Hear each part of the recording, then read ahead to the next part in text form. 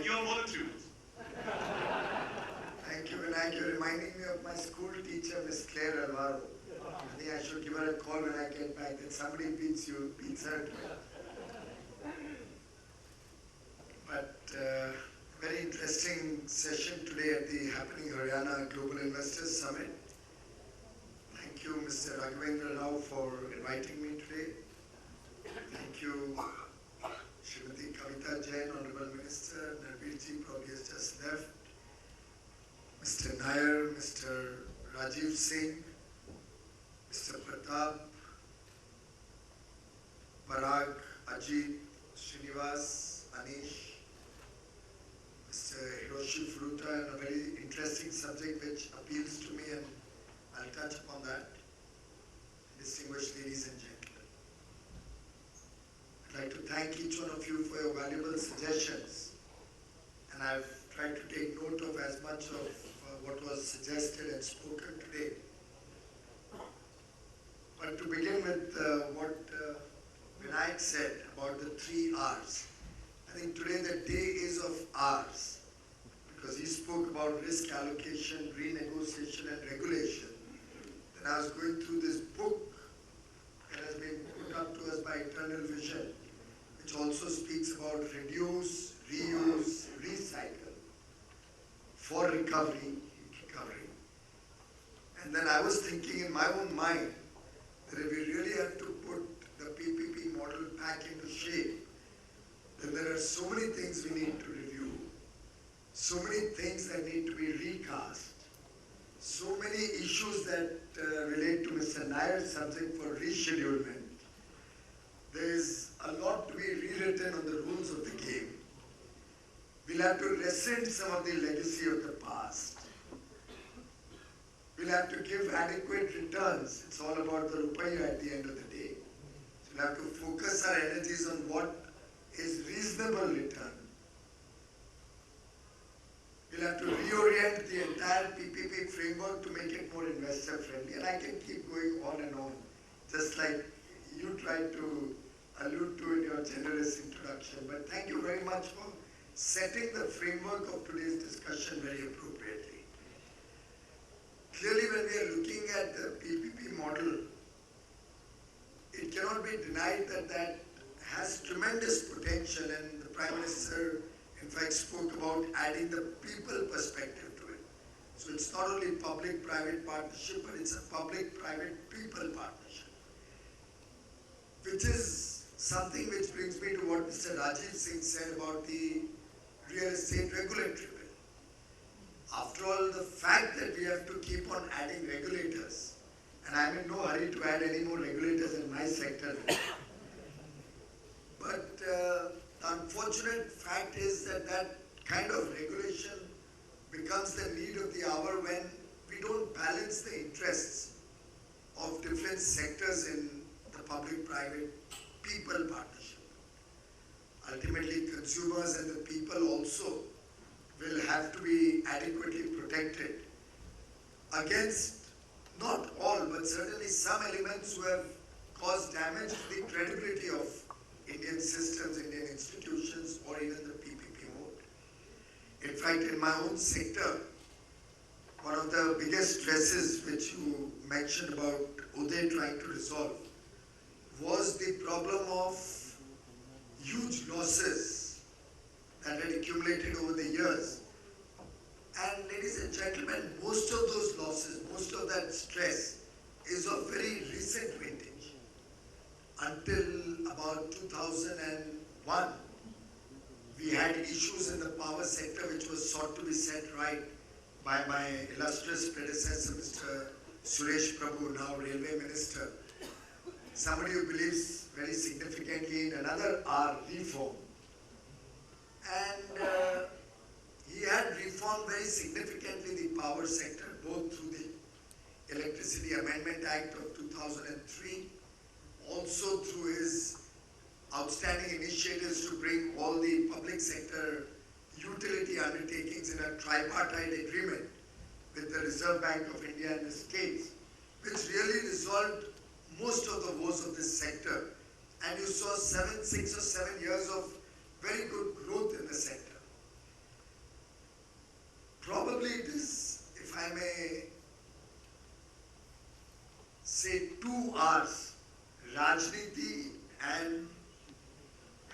Rajnetas, who then caused the next level of stress in the power sector. So from 2008, we saw the next surge of a power sector going into deep stress, largely caused because of populism and the politics of the day, and the politicians who didn't have the will to govern and will to set things right.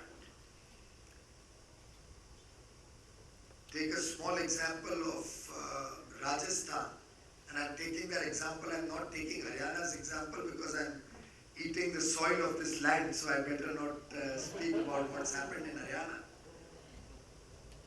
Namak kha raha hu, as somebody else spoke about some film here. Who are you taking? Roti, kapda aur makan. चलो रोटी खाई है, हमने biscuit भी खाया और चाय भी P है.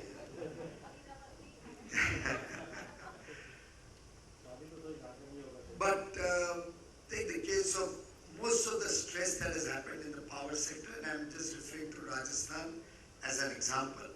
From 2008 to 2013, in a short span of 5 years, the state utilities incurred a loss of 55,000 crores, just 5 years.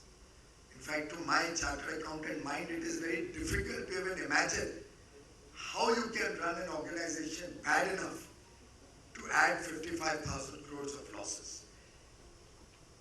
Of course, just like Rajiv would have kicked out any of his people in his team who would run an administration, an organization like that, the people of Rajasthan and then subsequently the people of Haryana also gave a similar wording and told the Rajnetas that that type of Rajniti is not acceptable to us. And with resounding results or spectacular wordings, which were not even expected in the normal course of this country's political history. But people gave a message that you please govern well, otherwise you have to come back to face the test with us every 5 years. The test that Prime Minister Modi also spoke about very recently when he was addressing children in his Mann Ki Baat. That ultimately all of us, possibly except the Babus, who have a fixed tenure and we can't do much to them, except possibly punitive postings in the northeast or somewhere very far away, Gadchiroli, tribal areas or something. But other than that, every politician has to go back every 5 years to face the litmus test of the people's verdict on his performance. And in some sense, today the people are absolutely unforgiving. They demand results, they demand good performance. And this government, be it at the center, be it in Haryana, are determined not only to look at short-term solutions and try and just find some immediate panacea to the problems that we inherited, but to create a solid foundation on which India can hope to see decades of good growth, development, prosperity for its people, meeting the aspirations of the people of India. And if I may draw upon an analogy from the real estate sector, since Haryana is the land of very expensive real estate, I certainly cannot afford any of the buildings that Rajiv makes, be it Magnolias or whatever are the other Aralias and all of those. But, and since you have signed 1,36,000 crores of MOUs on real estate, I hope each of those MOUs ultimately fructifies into investment on the ground. It's very important that we don't just sign MOUs. I take a review of all those MOUs signed in the reinvest periodically and allow them to reset their targets. But I do hope you will continue to do that process in your state so that what we get is what we were promised, and next time around we are not again going back to the people with promises which are unfulfilled. But taking an analogy from the real estate sector, you have two choices. If you are making a multi-storied building using all these Very, very nice policies. I had the occasion to read all these three policies: the transit-oriented development, the new integrated licensing policy, and the Deen Dayal Jan Awas Yojana. And then there was a fourth, TDR. All these four policies, to my mind, are extremely well crafted, very well articulated in these presentations, and of very recent origin, all out of 2016. So I'm sure these will give a great impetus to the state of Haryana, and I'd like to compliment Mr. Manohar Lal Khattar, the Chief Minister, and his other colleagues, Dr. Nabir Singh, Kavita ji, for having come out with such progressive policies. But taking a cue from these policies, you have two choices when in government. Either you plan for a 2 or 3 or 4 story structure, in which case you don't have to dig very deep. You can possibly dig a little bit of the ground, take out some of the dirt at the surface or a few feet into the ground, make a small foundation, and you can very easily sustain a 3 or 4 story building and possibly even win one election out of that. What we are trying to do is something different. And Mr. Modi is also young. I'm a little younger than that. A lot of my colleagues are quite young. So we are planning for our political career for many years to come. So I think development cannot be something which can be planned for 3 or 4 years. And we can learn a lot from the Japanese example in that. What we are hoping to do is to create an institutional framework, and I'm mentioning this in the context of PPP, which I'll come to in a moment. But what we are hoping and trying to do and working towards is creating a foundation which lasts India and the people of India for several decades in terms of digging deep, cleaning out the mess from the root absolutely at the bottom, building a solid foundation, which is not a small foundation but a deep, well-designed, good structural base, on the top of which we can build a skyscraper of development, which can sustain years and years of double-digit growth. A foundation which cannot be tampered with, a foundation whose design is in public domain and the world knows what it can take and what it cannot take. A foundation which is not porous but completely well made, so that corruption and dishonesty cannot creep into that foundation. And on the top of that foundation is the future of India that we are trying to create, also the future of the public-private partnership.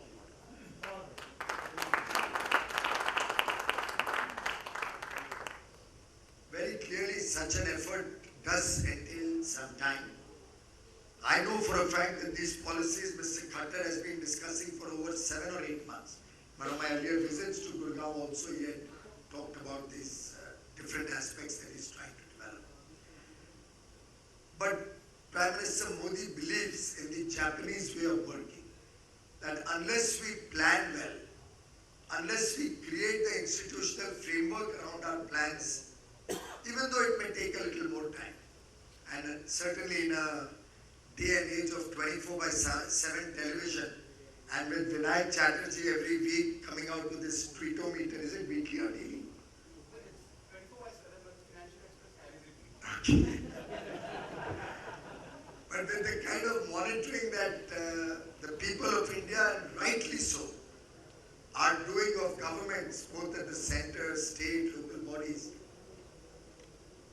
this period, which is now soon going to be 2 years, which we believe has been well spent in creating that foundation, in digging out that dirt, creating a good foundation, building institutions, will hold India in good stead, will help us take this country into a completely new paradigm of growth. And many of the things that have happened in the last 2 years, with the budget just recently announced, encapsulating many of the issues that we have addressed over the last 18, 19 months, give me the confidence that all the 3 R's that Vinayak alluded to are being addressed in a very, very robust manner. My God, R has a lot of strength. And will certainly take care of some of the rogue entrepreneurs who got into the PPP scheme over the last few years. Will also encourage,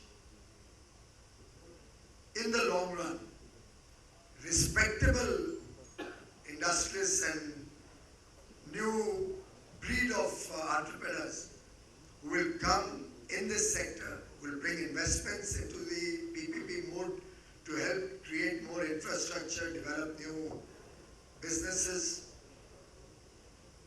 And going forward, very clearly, if India has to develop at the kind of pace that we all want it to, if we are to meet the aspirations of the people of India, if we are to provide decent shelter, 24/7 power, sanitation, roads, good schools, good hospitals, to all of the citizens of India by 2022, which will be the 75th year of our independence, then clearly the PPP or the PPPP model is absolutely unavoidable. It is necessary. It will be the engine of growth in the infrastructure sector. And together, we will have to evolve the right regulatory framework, which should be simple, which should be stable, which should be predictable, around which this model can be successful in the days to come.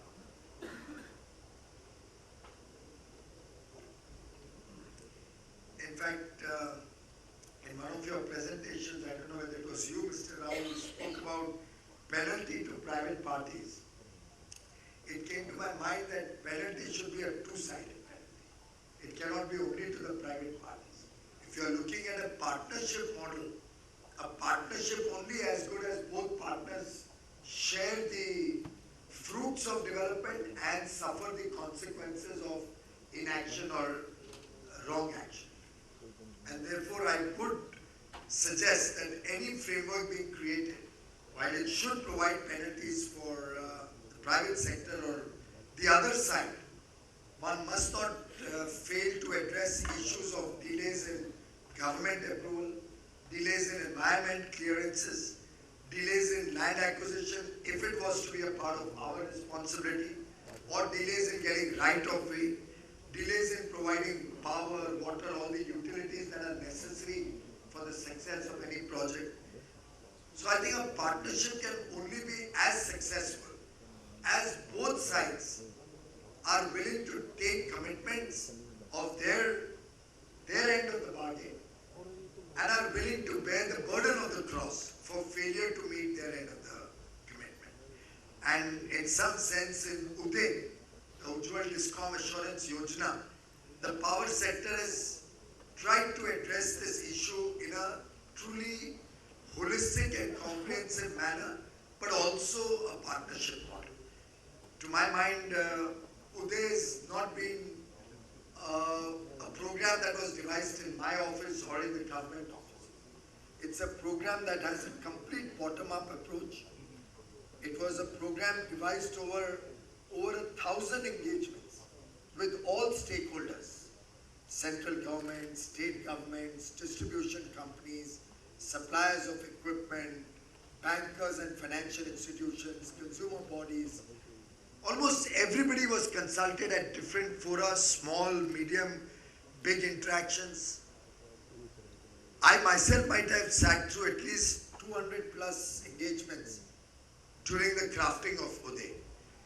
But the bottom-up approach has helped us create a complete win-win solution where we are concluding now not with, in the old days it used to be called Memorandum of Understanding, so UDE also talks about MOU, but we have changed the rules of the game. It's now a legally binding agreement that each state government, distribution company and the central government make together, and each one of us has legally binding commitments that we are making in that agreement. And I'm delighted to inform all of you and use this opportunity of happening Haryana, the Global Investors Summit, to inform you that on the 11th of this month, Haryana, its state discoms and the central government will be executing a legally binding agreement to implement Uday in the state of Haryana.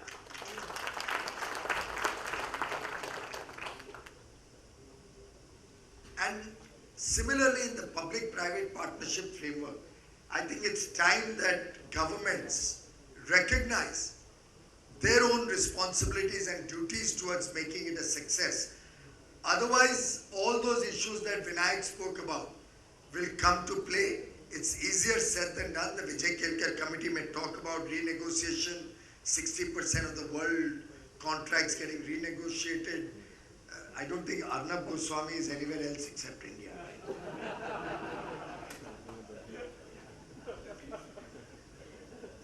BBC is a very benign state government control run channel, but well, I appreciate renegotiation should be provided for. It should be provided for in a transparent and very open atmosphere. Regulation can play its role. There are a lot of questions about regulation that we still need to grapple with, right from its appointment to the frameworks on which they regulate, to extraneous considerations during the process of regulation, and then finally through the quality of regulation. So there are issues around regulation which we'll all have to work together to set right. And there are issues about risk allocation which we are very consciously trying to address. You saw the UMPP framework, you mentioned that also, and I'm grateful to you for recognizing that. On the road sector, the hybrid annuity model, or even the fact that Minister Nitin Gadkari, and to my mind he's a rock star. What Mr. Gadkari has been able to do in the road sector is absolutely unimaginable in India. He has shown grit and determination to set that sector right. He has demonstrated his ability to take bold decisions. And he's truly renewed that sector, an enthusiasm in a moribund sector where people had almost given up all hope. It's a sector where every company was under stress. I don't think there was even Larsen and Toubro ready to bid in any contract. Forget the smaller contractors or the emerging entrepreneurs. And you can certainly forget any international players coming into such a stressed sector. So I must say, there can be no two opinions. I don't know if you participated in this. We have parliament going on, so many of us would have had difficulty with question hour and stuff like that. But truly an outstanding performance in getting the road sector back on track. I think SL is in the road sector also, so you must have experienced the change that Mr. Gadkari has been able to bring in. Renegotiation should be the last resort. Another hour you have. And a lot of resorts around this place where you have a lot of marriages, but something which is a nightmare to come to. But clearly, I think if we can have a more robust framework at the planning stage itself. And I'll share a small example that happened in one of the cabinet meetings very recently. I was talking about some of my projects with the Japanese companies, and maybe the person can later on translate to my friend from Japan what I'm going to say.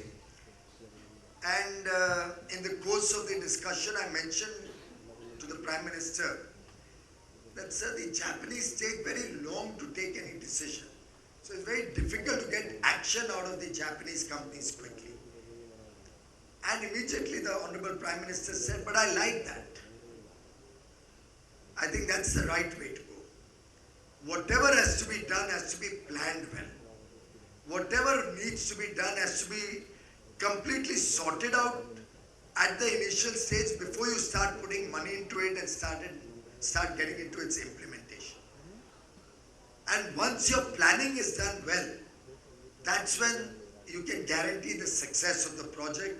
You know exactly what are the pitfalls you will have to encounter, how you're going to resolve the challenges that will come in the implementation of any project, what will be the time frame, what will be the roadmap, what will be the costing.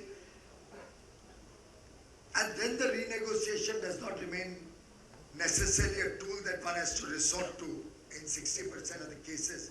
Maybe an occasional one or two case which is a problem. And you will appreciate why this is very important, the kind of planning that needs to go in. Today in India, we have over 400 railway projects which are at different stages of incomplete work.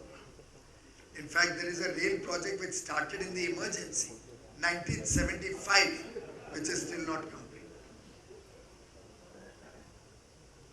I remember those days we used to be told that trains are running on time and everything is hunky-dory. But the reality is that 40 years later, that project is not even half complete. May have already spent 5 times the original budgeted cost, and there's no visibility of the end date even today as we speak. Very often people say the rail minister didn't announce any new projects. We first have 400 odd projects which we have inherited, which we want to sort out. Rather than announce more projects, scarce resources being allocated to providing security for the half-built projects, mounting costs on old projects, further burdening the people of India. After all, who bears the burden? It's the people of India who bear the burden of these escalating costs and half-done projects.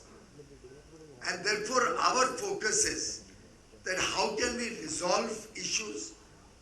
How can we renew interest in the public-private partnership model?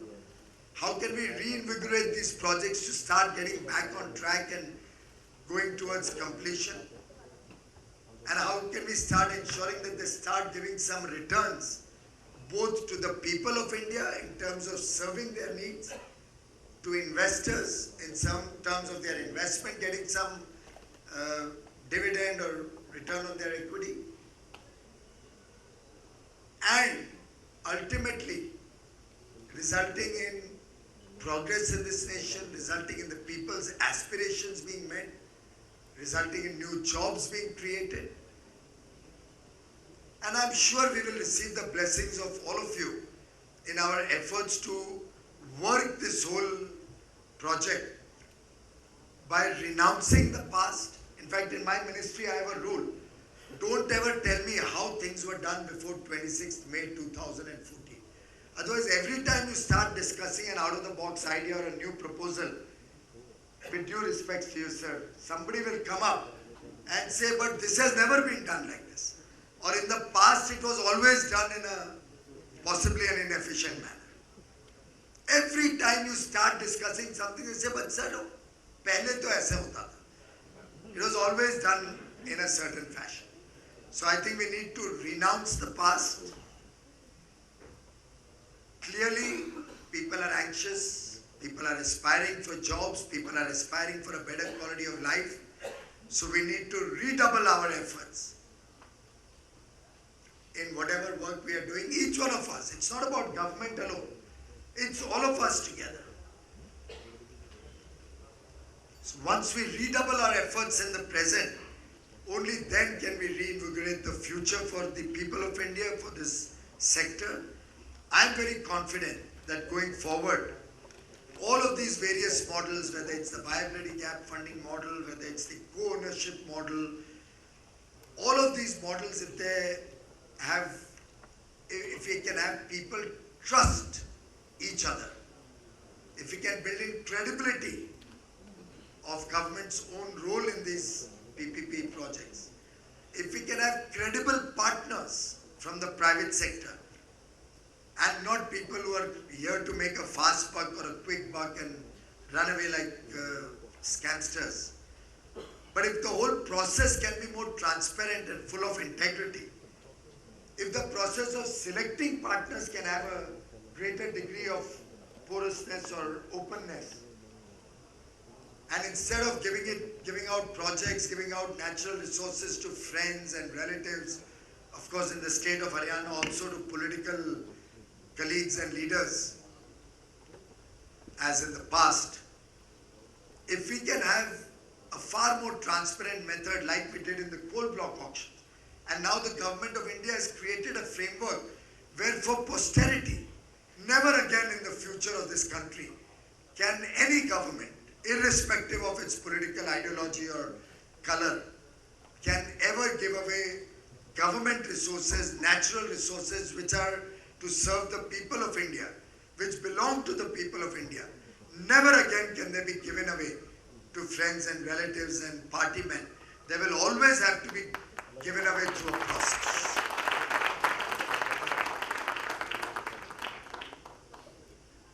I hope these efforts to bring about time-bound implementation of projects, we are trying to bring in plug and play in whatever we are doing.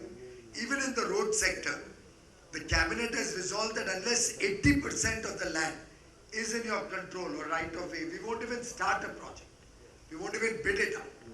In power plants, UMPPs, we are trying to ensure land, coal mine approvals, wherever possible, well in hand, or a clear roadmap that this does not fall in a forest area, for example, before we bid out these projects. So we won't have 6-year and 8-year delays and then projects being handed back to us. When the bankers, Mr. Nair included, talked to us about the project document being non-bankable, unbankable, we immediately got a retired CVC Pratyush Sinha to sit and rework the documents in consultation with finances. After all, what's a bid if it can't be financed? So the effort is that all of these models, the legal framework around which these models are made, can help us fast-track infrastructure development. They ensure transparency, they ensure integrity of processes. Ultimately, of course, everybody will have to trust each other. And the people of India will have to trust governments and developers. Because at the end of the day, if you're going to have PILs and judicial processes, stall projects, that's equally harmful. So as much clarity and openness as we have while implementing projects, that much more certainty we can have of their time-bound implementation, of their success going forward. And I'm quite sure that if we use innovative financing models, if we address counterparty risk issues, we've tried to do that in the solar parks. So we have NTPC and SECI bidding out large amounts of contracts. In fact, in the current year, 15-16, we have already bid out 17,000 megawatt of solar contracts, all in a most transparent manner, which has brought down prices by nearly 40%, solar prices. Many of you may be aware of the LED bulbs that we are selling all over the country without a single rupee public money, no subsidy. It's a win-win for the consumer and for the seller. Now you can get a bulb for under 100 rupees. Payment terms included over 10 months. So you are paying less than what you are saving every month. And because of transparency and economies of scale and some innovative financing model pushed in, we've been able to bring down LED prices by 80%.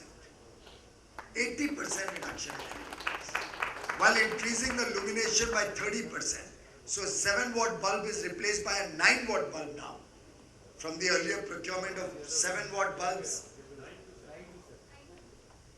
at 310 rupees. A 7-watt bulb used to be purchased by the government of India 2 years ago at 310 rupees. We also initially procured 7-watt bulbs. But then we got feedback, and this government is not like an ostrich. We are continuously engaging and talking to people to get feedback and improvise ourselves. So we had brought down the price up to about 72 rupees for a 7-watt bulb a few months ago. But based on feedback, people felt that we need a little more illumination. So to add 30% illumination, we bid out a 9-watt bulb. Of course, the wattage is not material, it's the illumination.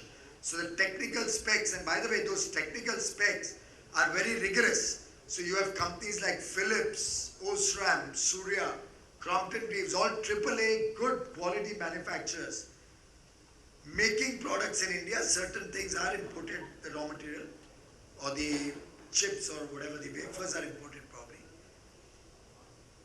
But with this scale of operation, now I'm told they're looking at manufacturing even that in India. as a part of the Make in India initiative. But we increased from 7 watt to 9 watt to give more illumination. But yet the price fell to 64 rupees in the last contract. Now all of this is possible if you, to use the words of the Honorable Prime Minister, work through speed, and we have compressed this whole project to replace 770 million bulbs in a span of 3.5 years. Something which normally would have been a pilot of 1 million or 2 million would have taken 3 years. In fact, I personally don't believe in pilots at all. The scale at which we are planning things, if you want a flavor of it, and another area where PPP can work very well, is, for example, waste to wealth. We have provided, and for the Japanese colleague who's come here, and you may tell him afterwards, we have provided in the tariff policy that any energy, any electricity generated out of a waste processing plant will compulsorily be fed into the grid on a cost plus regime with a fair return to investor. So it also helps our Clean India program, Swachhata Abhiyan, helps us to save the waste going into landfills and causing environmental degradation, whereas also gives us energy which we can feed into the grid. So now I'm planning 5,000 of these plants should come up in the country, in every town and city, or every town which has a population of over 30,000. Every one of them we want such a plant to come up, of different sizes obviously. So once you build projects to scale, you can have costs coming down very significantly. Washeries, we are adding 112 million tons of washeries. So that once we are building it to a large scale, manufacturers can start planning their projects, can start upgrading their manufacturing capacity and bring down the cost.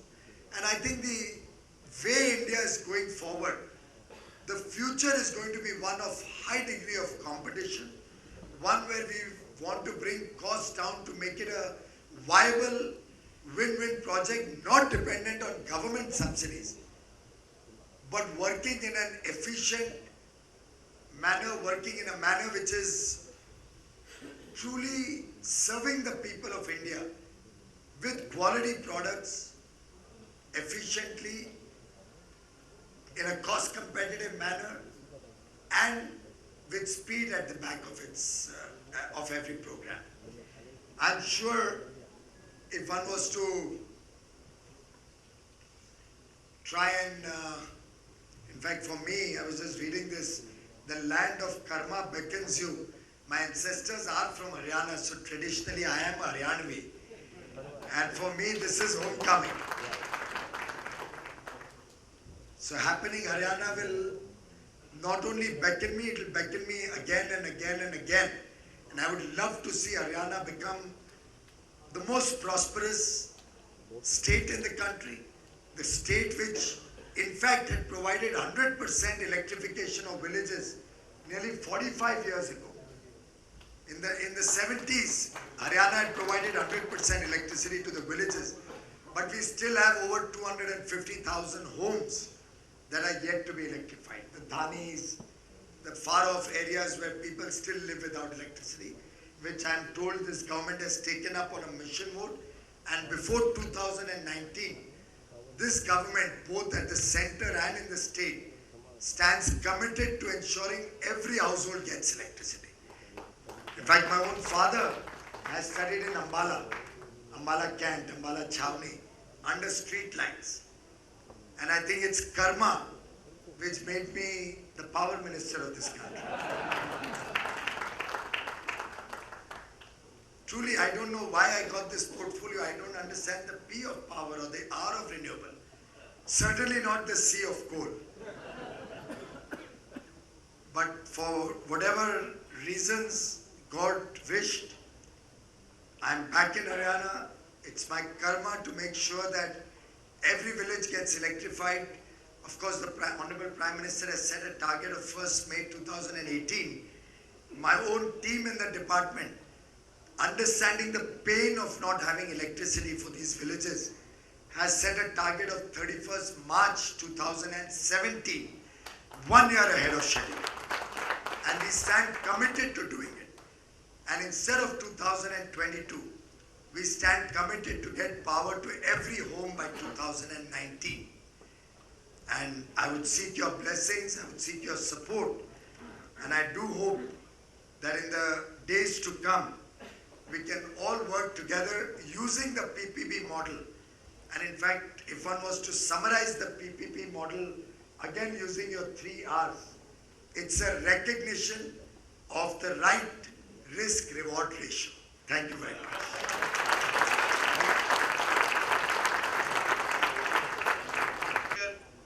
Awaiting us, which is, I'm now going to request Srimati Kavita Jain, Honorable Minister, Government of Haryana, to formally present a memento to Shri Piyush Goyal, Honorable Minister, Power, Government of India.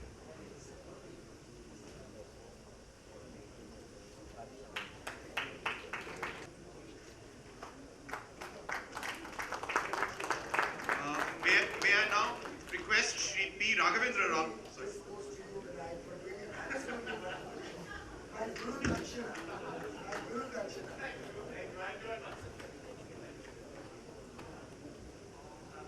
May I now request Shri Raghavendra Rao ji to formally present mementos to Honorable Minister Shri Narbir